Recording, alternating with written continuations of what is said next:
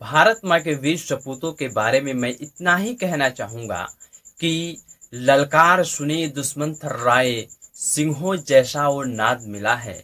ओ हिंद के वीर सिपाही, तुझको विजय शक्ति वरदान मिला है। तुझे जोश मिला है, जुनून मिला है, सत्य अहिंसा सुकून मिला है। तेरे बलिदान में रंगत है, तुझ में वीरों का खून मिला है। तुझ में वीरों का खून मिला है। 100 जन्म को तू ठोकर मारे, जिस जन्म में तुझे हिंदुस्तान मिला है। जिस जन्म में तुझे हिंदुस्तान मिला है। मैं भारत हूँ, मुझे वेदों के ऋषाओं ने जन्मा है। मेरे परिचय के लिए इतना ही पर्याप्त है कि अमृत स्वरूपा गंगा मेरी माँ है। मैं भारत हूँ, मैं ऋषियों के आश्रम में पला हूँ, युग पुरुषों की उंगली थाम के चला हूँ और संघर्षों की प्रचंड अग्नि में जला हूँ। मेरे इतिहास का पहला पन्ना तब लिखा गया था जब मनुष्यों ने समय को दिन और तारीखों में बांटना नहीं सीखा था। 10,000 साल पहले मेरा खाका बनना शुरू हुआ, लेकिन इतना पुराना इतिहास सिद्ध करने के लिए मेरे पास साक्ष्य नहीं है। लोग सवाल उठाते हैं कि सिंधु घाटी सभ्यता को तो सिर्फ 3400 साल हुए हैं, फिर 10,000 साल पहले का दावा क्यों करता हूं? मैं क्या गवाही दूं, मैं क्या साक्ष्य दूं उन इतिहासकारों को जो ईंट पत्थरों के साक्ष्य के बिना गूंगे हो जाते हैं। 34 साल पहले के अवशेष तो उन्हें दिखते हैं, लेकिन 5,000 साल पहले शस्त्र त्याग चुके अर्जुन को ज्ञान देते श्री कृष्ण दिखाई नहीं देते। 7,000 साल पहले सरयू के किनारे सूर्य को अर्घ देते श्री राम दिखाई नहीं देते और 8,000 साल पहले रची गई ऋग्वेद की ऋचाई दिखाई नहीं देती। आज मानचित्र पर मेरी जो छवि है, मैं हमेशा से वैसा नहीं था। अनेक और टुकड़ों में कटा हुआ था, जनपदों और महाजनपदों में बटा हुआ था। और फिर तक्षशिला में जन्मे मेरे एक पुत्र ने अपनी शिखा खोल दी और वहीं से मेरे अखंड बनने का मार्ग खुल गया। खंड खंड बिखरे हुए मेरे अंग एक ध्वजा तले सिमट आए। आज की भौगोलिक भाषा में कहूं तो चाणक्य और चंद्रगुप्त ने मुझे बिहार से बलूचिस्तान और कश्मीर से कंधार तक फैला दिया। मैं अपनी भुजाओं का विस्तार देखकर प्रसन्न था, लेकिन अशोक की वीरता अपने दादा चंद्रगुप्त के साम्राज्य को और आगे बढ़ाने के लिए प्रतिज्ञाबद्ध थी। अशोक ने मेरी सीमाएं तक्षशिला से ईरान तक खींच दी। मेरा विस्तार पूरे विश्व को अचंभित कर रहा था, भौगोलिक और आध्यात्मिक दोनों रूपों में।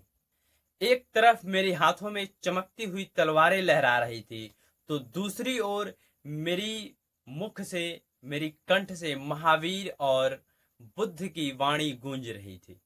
सदियां बीतती रही, मैं समय की धरातल पर कभी चला, कभी दौड़ा, कभी घुटनों के बल रेंगा, लेकिन रुका कभी नहीं। मुझे कृष्ण के वचन याद रहे, कृत्य में दक्षिणम हस्ते, जयो में सत्यहिता। यदि मैं सीधे हाथ से कर्म करूंगा तो मेरे उल्टे हाथ में विजय अवश्य होगी। कर्म योग के मार्ग पर चलता हुआ मैं वैभव और संपदा के शिखर पर जा पहुंचा। मुझे सोने की चिड़िया कहा जाने लगा और मेरी चमक सुदूर देशों में बैठे लुटेरों और आक्रमणकारियों को लुभाने लगी। मैसिडोनिया का वह राजा महान सिकंदर, जिसकी सेनाएं विश्व विजय पर निकली थीं, सिकंदर दुनिया का बहुत बड़ा भूभाग जीत चुका था और मुझे जीतने ही वाला था। और कंधार को अपनी शमशीरों से चीरता हुआ मेरे सीमा में दाखिल हो कि मेरा वीर पुत्र पंजाब का राजा पोरस उसकी पागल घोड़ों के सामने दीवार बनकर खड़ा हो गया। यूनानी इतिहासकारों ने लिखा कि पोरस हारा और सिकंदर विजयी हो गया, मगर अफसोस कि मेरे इतिहासकारों ने उसे कभी चुनौती नहीं दी, कभी पूछा नहीं कि अगर सिकंदर जीता तो खाली हाथ वापस क्यों लौट गया। सच यह है कि साम्राज्यों का भूखा वह गिद्ध मेरे बदन का एक टुकड़ा भी नोच नहीं पाया। पोरस ने उसकी खूनी पंजे तोड़ डाले, ऐसा हराया कि उसका आत्मविश्वास टूटकर चकनाचूर हो गया और वापसी करते समय आदिवासियों के हमले में वह मारा गया। वो कहानी तो सबको याद ही होगी कि सिकंदर ने मरते हुए कहा था कि मेरे हाथ मेरे कब्र से बाहर रखे जाएं, ताकि संसार को पता चले कि सिकंदर भी दुनिया से खाली हाथ गया। लेकिन किसी ने ये नहीं पूछा कि वो हाथ खाली किसने किए। मैंने किए थे, मेरे पुरुष ने किए थे।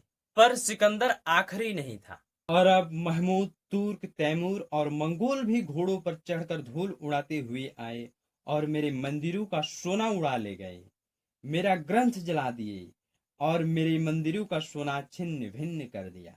अनगिनत घाव लगे मेरे बदन पर, मगर विश्व बंधुत्व का आदर्श छाया रहा।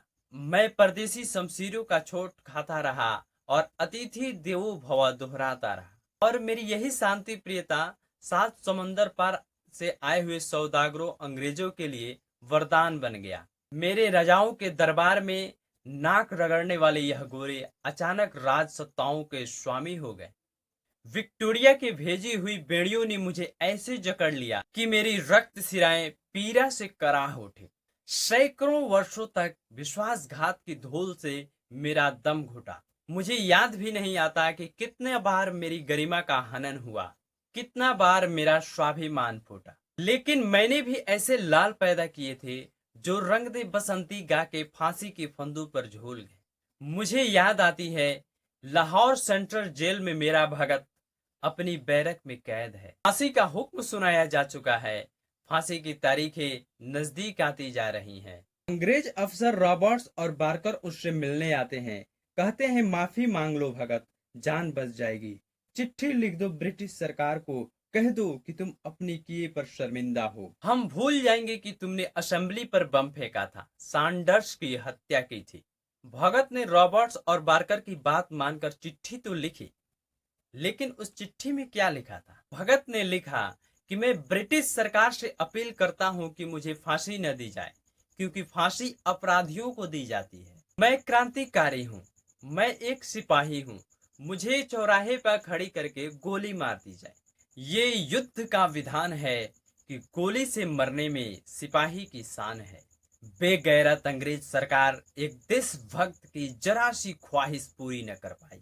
पहुंचा दिया मेरे भगत को फांसी की तख्ती तक। और मेरा भगत, उसने सोचा मुझे तो वीर गति चाहिए, गोली नहीं तो फांसी से ही। भगत फांसी के फंदे को ऐसे दीवानगी से चूमने लगा जैसे मेहंदी से सजे हुए अपने दुल्हन का हाथ चूम रहा हो। ऐ दुल्हन, मैं राख बन सतलज नदी में बह गया, पूछ मत तेरी जुदाई दिल पर कैसे सह गया। है शहादत की खुशी पर जाते जाते यह दुख भी है कि ऐ आजादी तेरा घूंघट उठाना रह गया। ये था मेरा बेटा भगत। और मेरी बेटी जो दूध पीते बच्चे को अपने पीठ से बांधकर अंग्रेजों से जा भिड़ी। उनके लाल वर्दियों के धागे खोल दिए।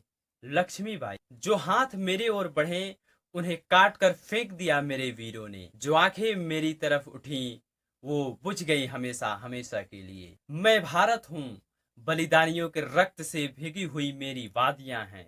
मेरे माथे पर स्वतंत्र का 79वां सूर्य चमकने वाला है, क्योंकि मेरे सीने में शहीदों की समाधियां हैं। मैं भारत हूँ। आज के इस वीडियो में इतना ही। मिलते हैं किसी नए टॉपिक पर। जय हिंद।